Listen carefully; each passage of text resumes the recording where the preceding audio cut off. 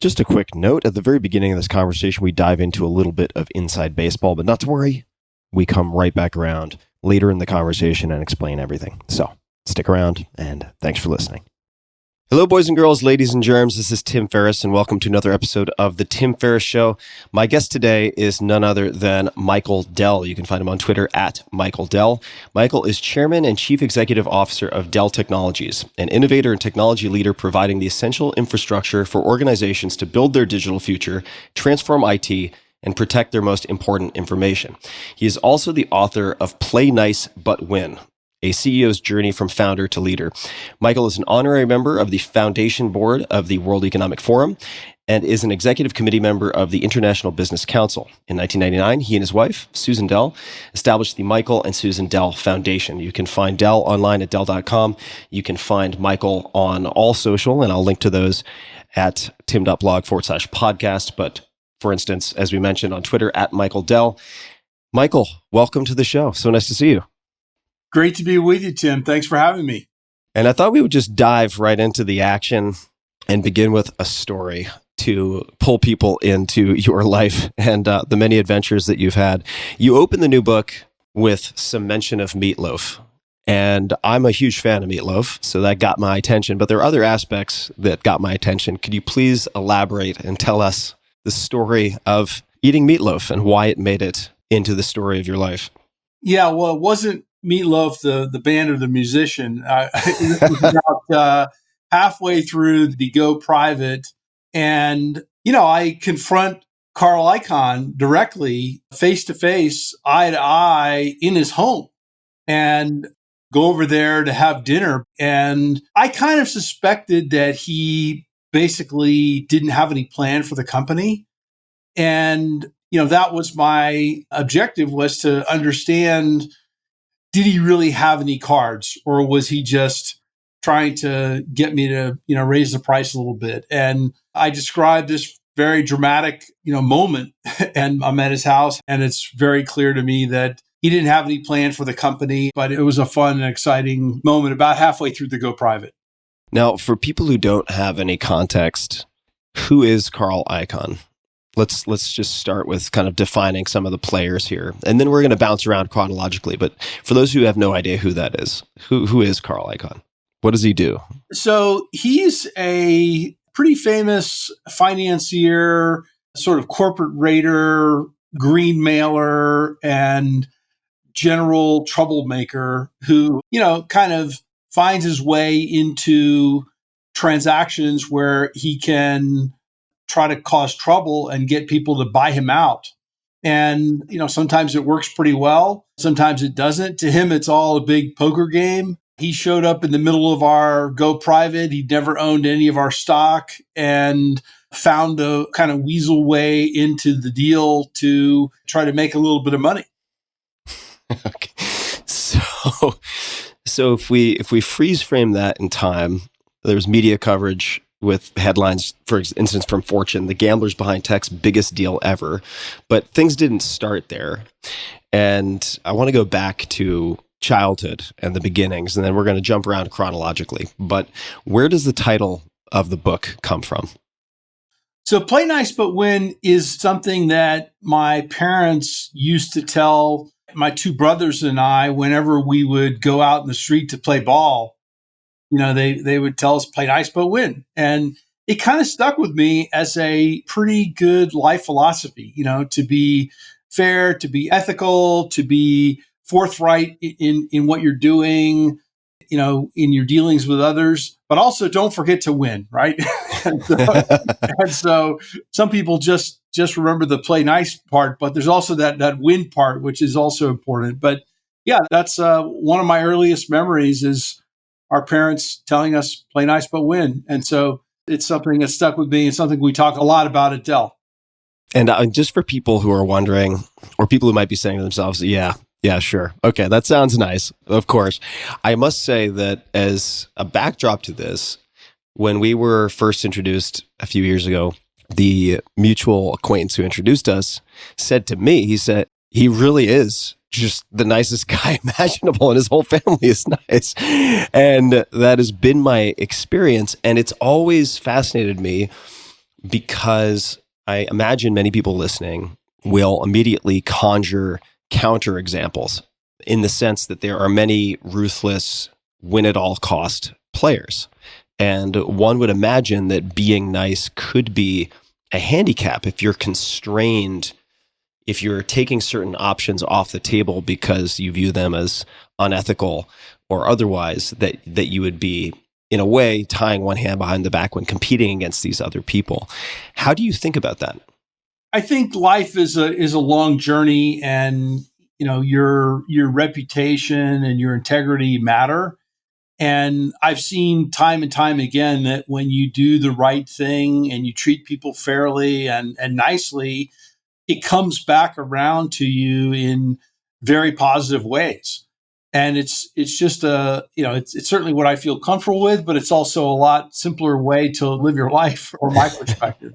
If we go back again to, I guess, your adolescence. Now, this is from just doing homework for this conversation, which I always enjoy doing with people I've met, just because it would seem really creepy otherwise to do all this internet sleuthing. But I have a context and a pretext for doing it when I have these interviews. And what I'm looking at here from an interview is what the journalist wrote, and that is, he made a reported $18,000 selling newspaper subscriptions at age 17. The secrets to his success: trial subscriptions for new residents at apartment complexes and condo communities, as well as recruiting friends to research public records of new marriage licenses at the county courthouse. So the first thing I have to ask, because you can't believe everything you read, are those statements accurate? Was that part of what happened in terms of the secrets to the success with the newspaper subscriptions? Yeah, that's very accurate. Yeah. And how did you arrive at, if you remember, recruiting friends to look at the public records? I suppose that's just not something that would immediately occur to a lot of 17-year-olds. I remember exactly what happened. I got this job, and I was a telephone solicitor. And I worked at the Houston Post in Houston. It's now defunct. It was merged with the Chronicle. And they had a bunch of us kind of in this big open bullpen. And we were given sheets of paper that had just like random phone numbers on them. And you would call the phone numbers and try to convince people to buy a subscription to the Houston Post newspaper. And my first full month I was there, I was the top salesperson. I remember that because I got an award. I thought that was pretty cool. But what I figured out was that there were a couple things you could do to sell newspapers better than anybody else, right? and one of the easiest things was you just sounded like the people you were talking to. So you just sort of picked up whatever accent they had. I won't do any of those for you today, but I think I got reasonably good at that. I also noticed that there were some trends of people, because you talk to these people and you're like, striking up a conversation with them, trends about people that were tending to buy the newspaper. One was that they were often getting married and moving to a new house or apartment or something like that. Sometimes they were just, relocating to a new place. They were getting a mortgage, something like that. And I figured out that in Texas, as in many states, when you want to get married, you have to get a marriage license. And through the Freedom of Information Act, you can go to any county in Texas and you can literally go up to the counter and say, I want to see all the marriage license applications for, this period to that period. And on the application, it says where you want the marriage license to be sent to. It gives you an actual address, which is like the perfect address to send this offer to, get 2 weeks free for the Houston Post. And then if you want to continue it, here's the deal. And so I started in Harris County, which is where Houston is centered.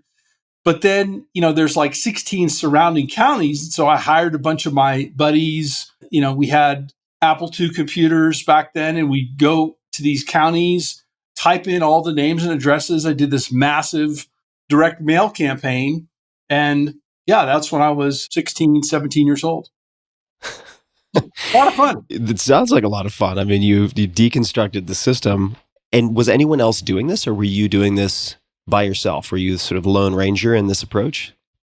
I was kind of a lone ranger, but I hired some of my high school friends to go to some of these counties because there were 16 of them and I couldn't really do it all myself.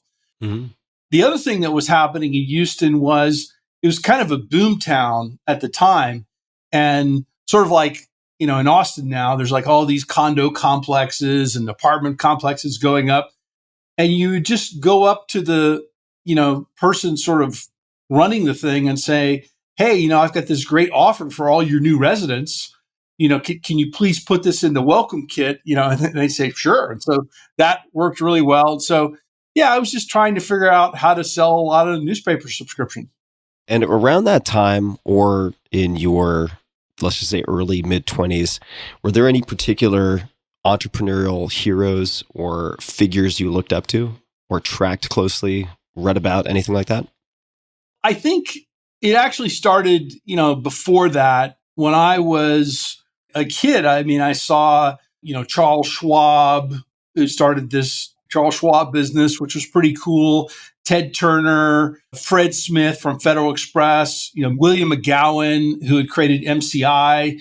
And then, of course, Bill Gates and Steve Jobs, right? Who are about 10 years older than I am. And all of that was super interesting to me. My mom was a stockbroker. In our family, we didn't talk about the football game or things like that. We talked about the economy and oil prices and which stocks, were interesting. And I was really intrigued by all that. And so those entrepreneurs were definitely inspirations.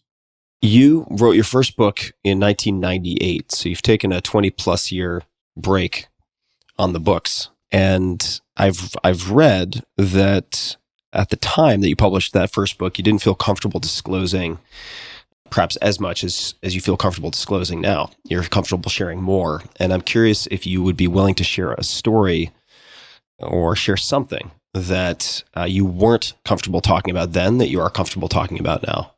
Well, there's so many things. I mean, I was not really comfortable with vulnerability in my 30s when I wrote the first book, as in the way I am now. So one of the stories I talk about how I got arrested.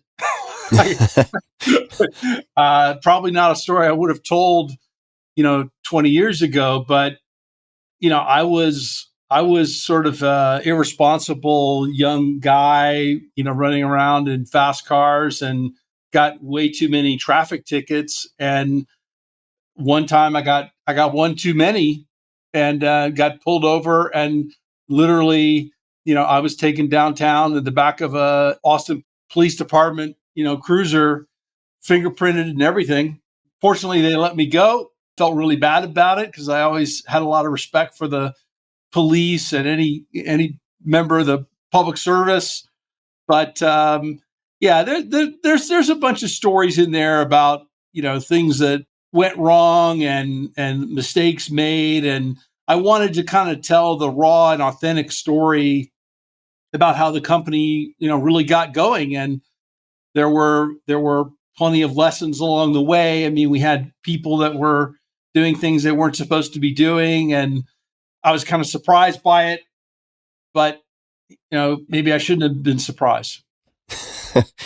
I'd love to dig into some of the specifics and talk about the things that haven't worked, or perhaps some of the mistakes or failures that stick out to you. Are there any particular formative experiences that fit into either of those categories that come to mind? Yeah, I'll give you two that happened both in the late '80s, right about the time, kind of in the year after we went public, and we did a pretty public face plant, as it were. The first one was we were ramping up our technical capability and sort of getting bolder and bolder in engineering, and we, it was around the time of the '88 Olympics, and we had this big program that we codenamed Olympics, right? And it had multiple microprocessors and all kinds of new inventions, and turned out to be way too aggressive and bold, and it failed. Now, I think the lesson from that was to be a lot more pragmatic and focused in our innovation. And actually, the engineering muscle that we built allowed us to, in quick succession, create a broad array of products that were hugely successful and led us to a lot of growth. One of the other big mistakes we made around the time, now a lot of people talk about Dell's supply chain and just-in-time inventory and all that great stuff. Well, it turns out, the root of that was a horrible mistake we made in managing our supply chain, because there was one of these transitions from one type of memory chip to another, and we had designed our products with the older type and got caught in a real mess, which caused our fledgling company to almost go out of business, and stock to go down.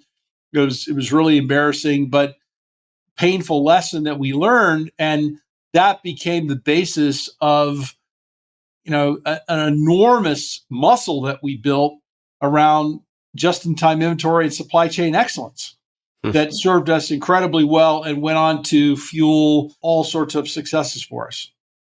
It makes me think there's of so many examples that come to mind, like James Cameron and The Abyss, where The Abyss didn't do very well at the box office, but helped develop the technology that led to the newer Terminator and Terminator 2, right? So from the ashes of that so-called failure, there were all of these technological innovations that then came to bear on future projects. How do you think about failure, in the sense that, do you view these various initiatives, product launches, et cetera, all as experiments, especially in the early days? Were you ever emotionally deeply affected by some of these events, or did you maintain a certain degree of stoicism through it all? No, I was super bummed about it, and unhappy, but it just made me want to go at it harder. Mm-hmm. And I probably didn't internalize the lesson in the moment as much, but there's no such thing as success by itself, right? Failure is always an ingredient of success. And in a business, when you're doing new things, it's always experiment, try, fail, learn, do it again. And then, finally, hopefully, maybe you get some success, right? Mm-hmm. But failure is a key ingredient in any success. When you mentioned this might seem off topic, but I'm curious, being more vulnerable now, or more comfortable with vulnerability now, is that just a function of age, or have you done certain things, have certain other things changed that have enabled you to feel comfortable being more vulnerable? Yeah, I think it's a function of age somewhat, and just maturity. And, also I would say, when I started, I got off to an early start in life, and I found myself in the position where people were always asking me for things. Right. And it was pretty uncomfortable because, yeah. And so I kind of developed a little bit of a Teflon coating, to distract or deflect those requests. And at the same time, I'm pretty introverted, maybe deeply introverted, right? And so all of that combined sort of, left me in the situation where I wasn't very disclosing, wouldn't really explain, failures or what was going on. So I think some people, sort of looked at the origin story, or the first decade or so. Maybe we didn't really explain all the difficulty that went into starting a business like this, and I wanted to talk about all that. What were the toughest periods for you personally with respect to the business and the trajectory that it has had? Were there any particularly dark days that come to mind? And specifically, I just want to talk about what got you through that period, what happened, and how you coped with it. Because certainly with the success ingredient, you have the failure component. And I would love to explore that a bit, just to humanize the entire journey that you've been on. I would say I'm pretty high on the determination and grit scale. And so Yeah. was always looking through to the other side, no matter how dark it was. I mean, there were periods, certainly in the early 90s, where we had grown really fast and everything started to fall apart. We kind of went from a half a billion to 2 billion in revenues in a very short period of time. You know, a lot of people talk about you hit the wall at a billion. We went right from 890 million to 2.1 billion in 1 year. Wow. And everything started to fall apart. You know, we didn't have the systems, the processes, the people, capital, everything was just not ready. And there was a period there during that time where it seemed like every day, every month, the news just kept getting worse and worse. And yeah, I mean, it's a problem you have to solve, but certainly, you know, when you're in that time, you go home and as you try to go to sleep, it's hard to not think about all the people you're responsible for, their lives, their families, the commitments that they've made, and they're counting on you, right, to make this work. They moved their whole family to Austin, right, to help this company grow. And you know, if I screw it up, it's going to be not only really bad, but embarrassing and a great tragedy. Hmm. Certainly during the go private, there were some very dark moments. There was one point where the board asked me not to talk to any members of the management team. Which, That makes things hard. yeah, and I'm the CEO of the company. It was just a short period of time, but it was, you know, pretty weird. And if you go back and look at the press, I mean, there were times when it was totally unclear what was going to happen. And yeah, those were some pretty dark moments. I mean, fortunately, you know, my wife was there supporting me and I had, you know, lots of friends that were encouraging me on. But yeah, what is it? Winston Churchill, you know, if you're going through hell, keep going. Yeah. So that's what we were doing.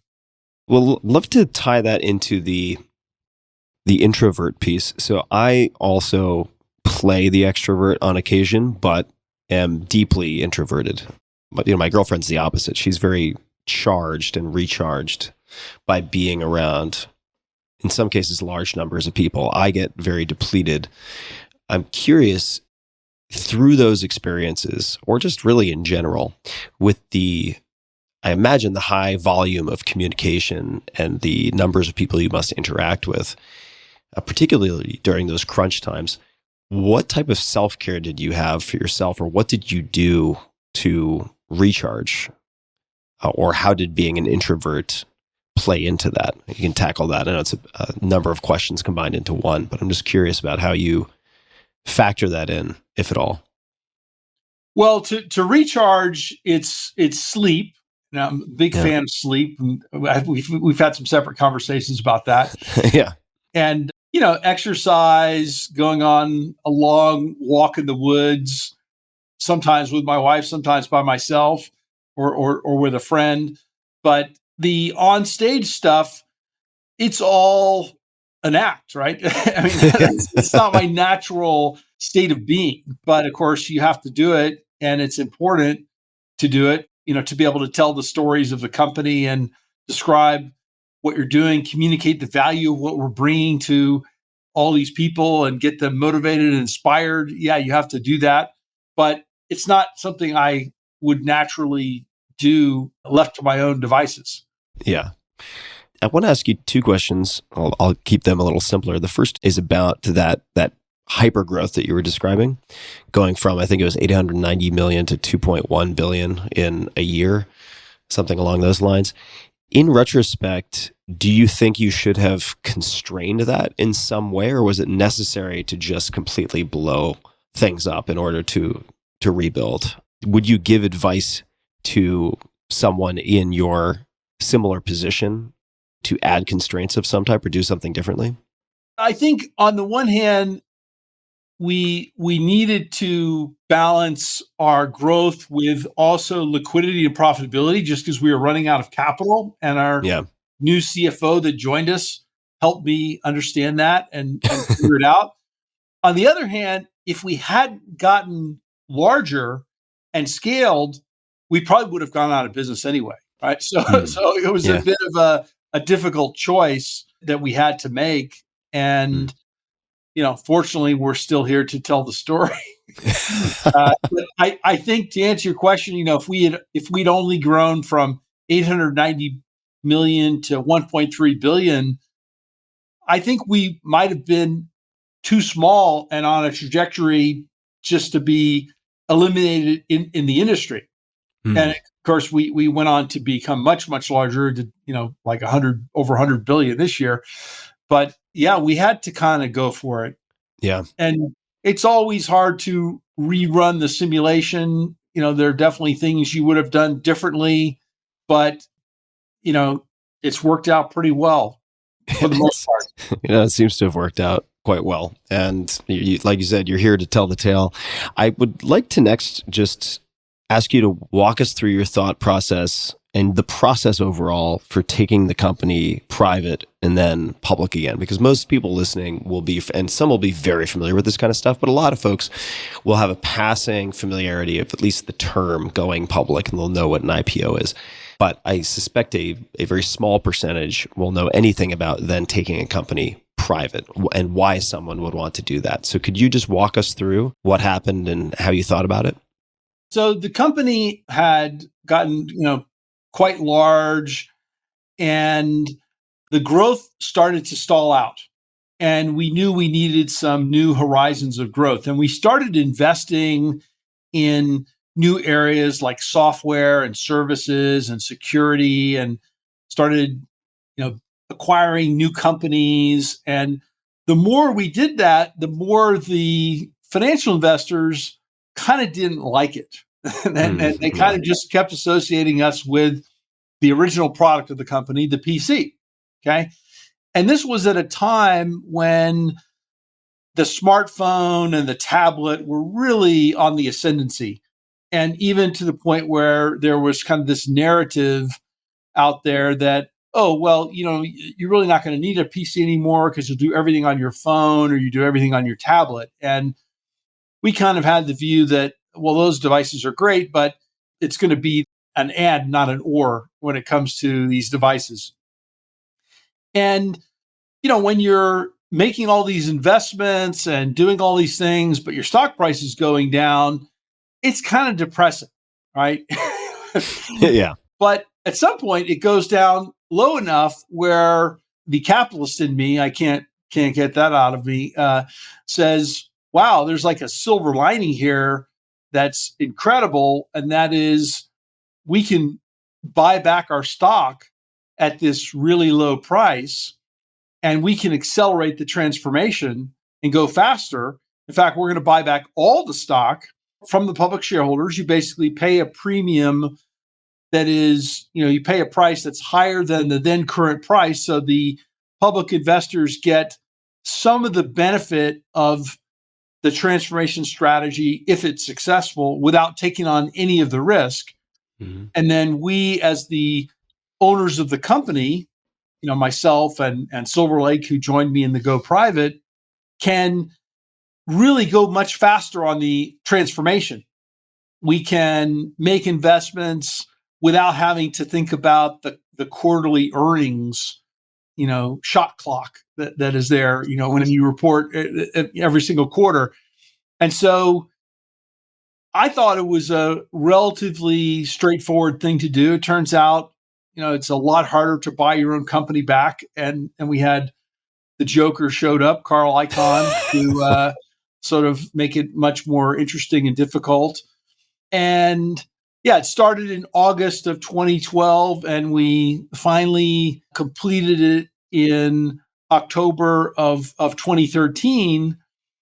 And then, we just started investing super aggressively in research and development, hiring more salespeople, and it was working.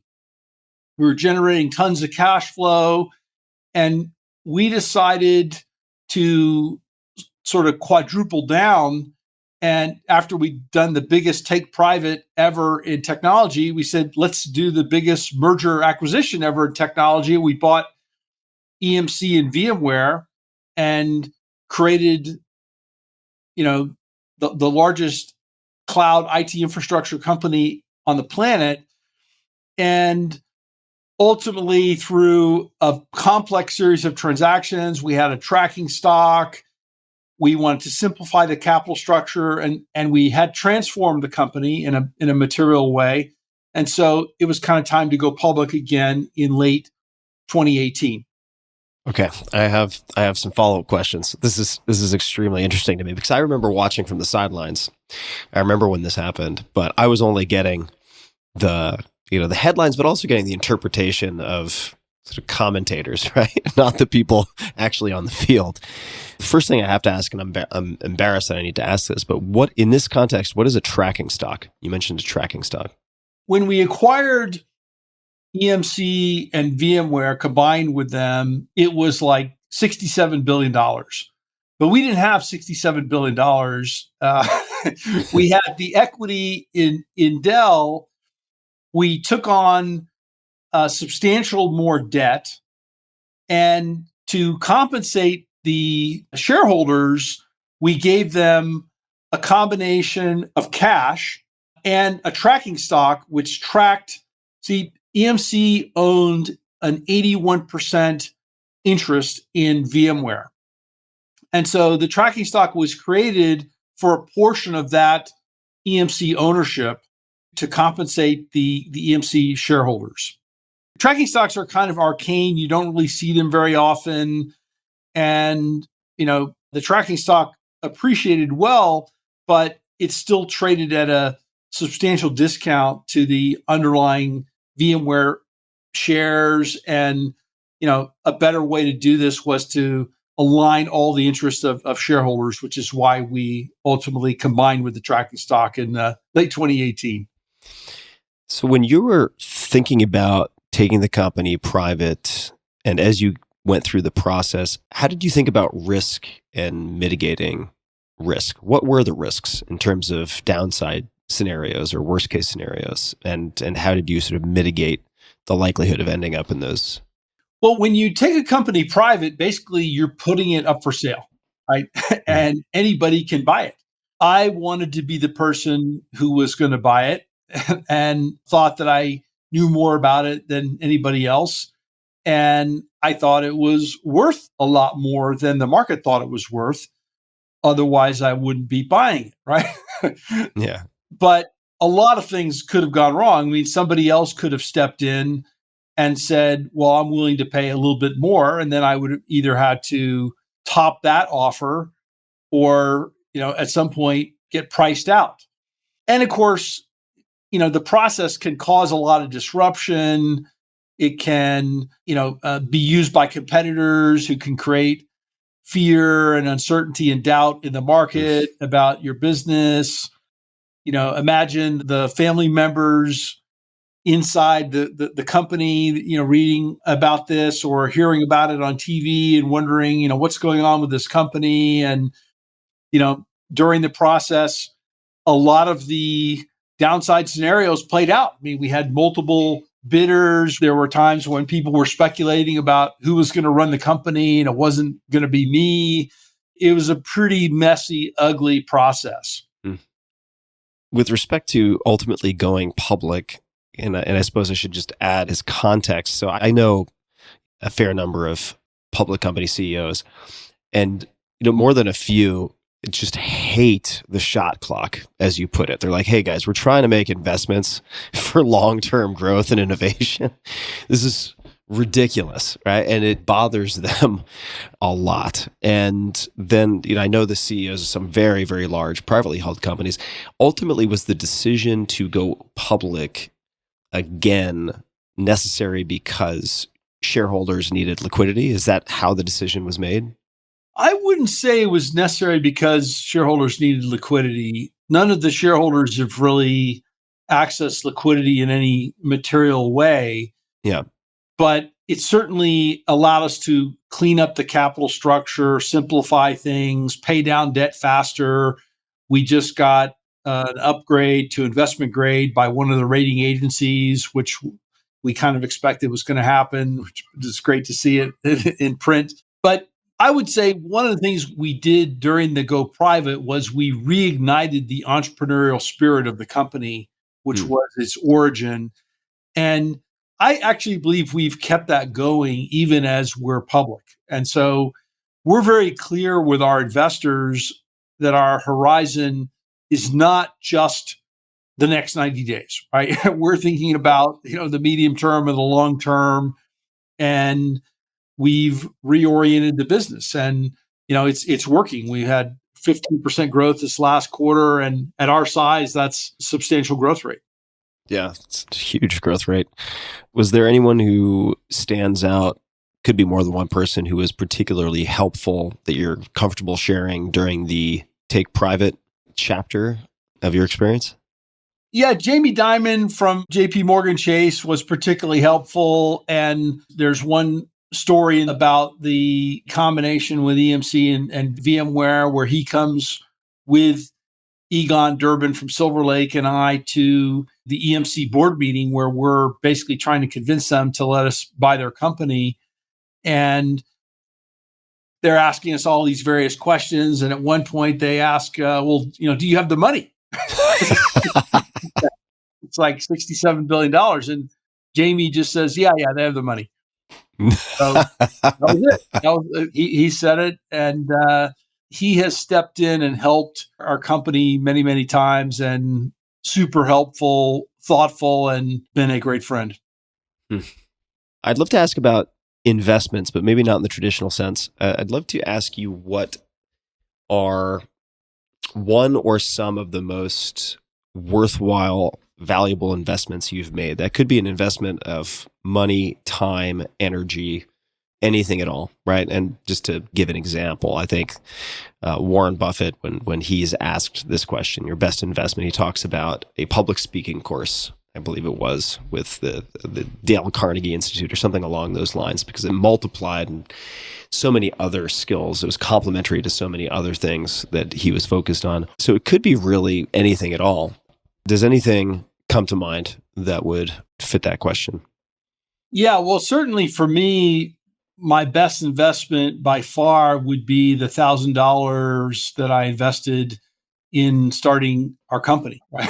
Mm-hmm. So that one has turned out to be certainly one of my all-time best investments. But, my mother, may she rest in peace, she recognized when I was in about the second or third grade that I was stuttering. I had a pretty bad stuttering problem, and she got me a speech coach.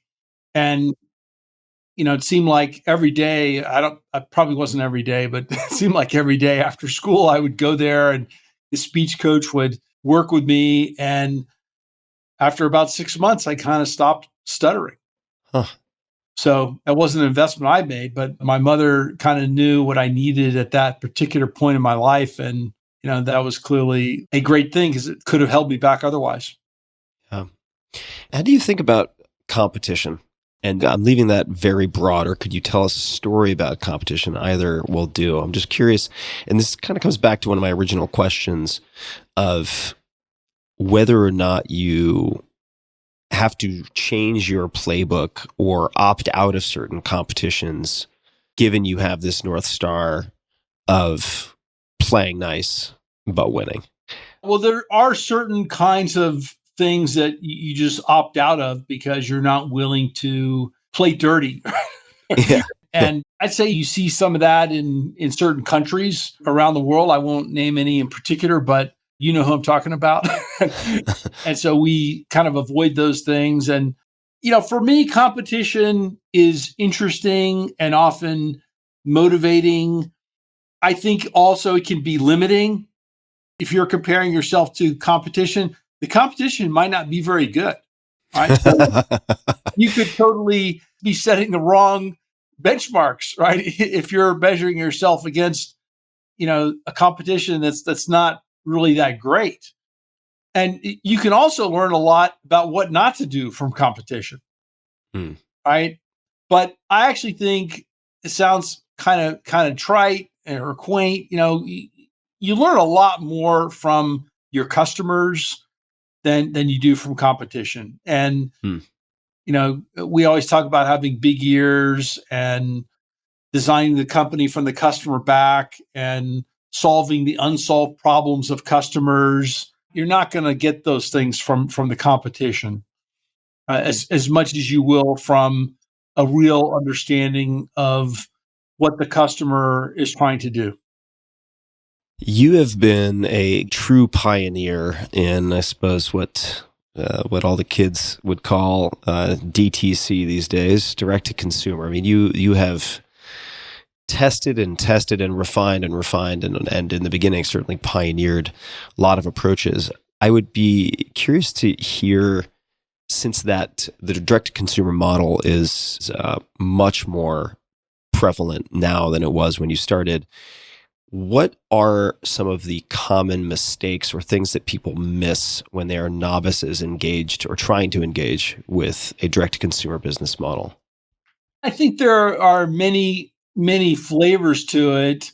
I think some of the advanced moves are understanding the information advantage that you have with the direct relationship and connection with the customer. And the way to think about this is in the simple sort of retail versus direct to consumer or direct to customer online context. If you have 10,000 retail stores and you're trying to predict what people are going to go in those stores and buy, yeah, you can have like really sophisticated AI and try to guess that. But ultimately, it's just a guess. And you're having to stage and prepare all sorts of things and anticipate, and ultimately it's going to be wrong and to some degree, right? And demand's going to change and unexpected stuff is going to happen. Whereas if you have perfect information and the quality of your demand signal is actually perfect because you're in direct contact with that customer, you don't need any inventory to prepare for that. You can use that signal to feed your supply chain in real time, and that creates an enormous capital efficiency. But the information advantage coupled with the capital efficiency, coupled with the customer intimacy, and the ability to improve the product either with telemetry data or feedback in one form or another, the compounding effect of that is quite valuable. Hmm. Versus delegating that to a series of other parties. Why don't more people do that? Why do people delegate it out to third parties? What makes it difficult? Well, I think you're seeing more and more direct to consumer, but supply chains were traditionally long. People had multiple levels of distributors and dealers and that sort of thing. But now with digital channels and everything, going online, you see much more of that. So now it's becoming more the norm. But you think about, a product or service today is continually improving even once you have it, right? It's being upgraded with software and with data and with AI all the time. And that's obviously far better than just a static product. So I think more companies are figuring out, even the ones that had those traditional channels are trying to figure out, gee, how do we create this persistent connection with our customer so we can be more in touch with their actual needs? And look, I believe fundamentally that organizations like ours and others will be successful if they solve the future problems that customers have. If they don't, they'll just go out of business, right? So you have to be in touch with those problems, and you have to have the capabilities to innovate around addressing those unmet needs. Now, customers aren't always going to tell you exactly what the problem is. They might articulate some difficulty they're having. A company has to understand all the ingredients and all the sort of molecular components that go into creating the solution. And that's often where the magic occurs in product or service creation is this understanding of all the ingredients and all the unsolved problems. So I have to ask you about this book as a project. There are a million and one things you can spend your time on. You're a busy guy. You are a fully engaged human being with the world. Why dedicate the time and energy to a book project, to this book project?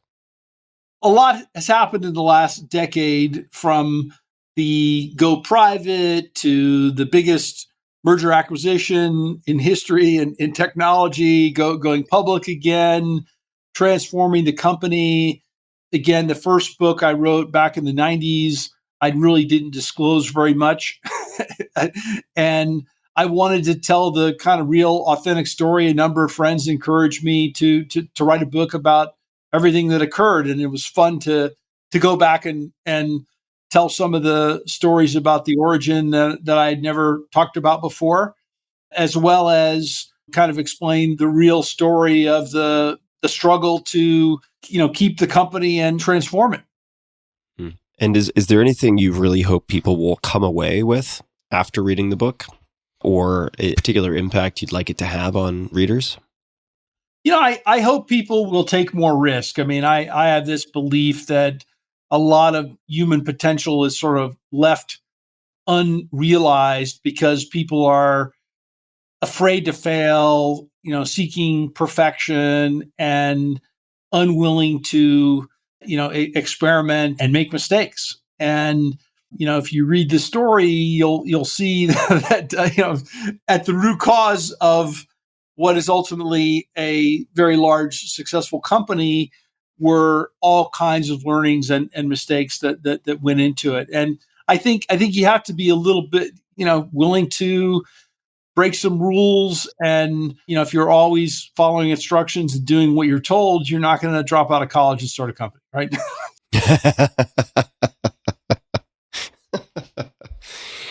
Michael, I always enjoy our conversations. I am very excited about the book, and the title could not be more accurate as far as I'm concerned.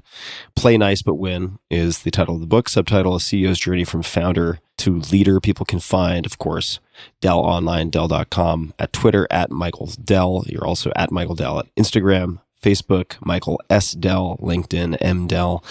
Is there anything else that you would like to say, any request of the audience, any closing comments you'd like to add before we wrap up this conversation? No, I think you got it. I mean, the other things I talk about in the book are curiosity. And I think, curiosity has been a driver for me. I was interested in math and electronics and computers from an early age. And that has led me to the path I've been on. So I think being curious, learning, experimenting, failing, taking risks, there you go. Yeah, I do think that the combination of the stories sort of allude to principles and playbooks that people can borrow and apply, and moreover, that it's possible to win and be nice while doing it. So I really appreciate you taking time to have this conversation, and hopefully we'll be back in Austin before very long. But thank you for making the time to hop on the podcast with me. Awesome, Tim. Great to be with you. Thank you. And to everybody listening, we'll have links to everything in the show notes, all resources, as well as links to Play Nice But Win and everything else at tim.blog/podcast. And until next time, thanks for tuning in.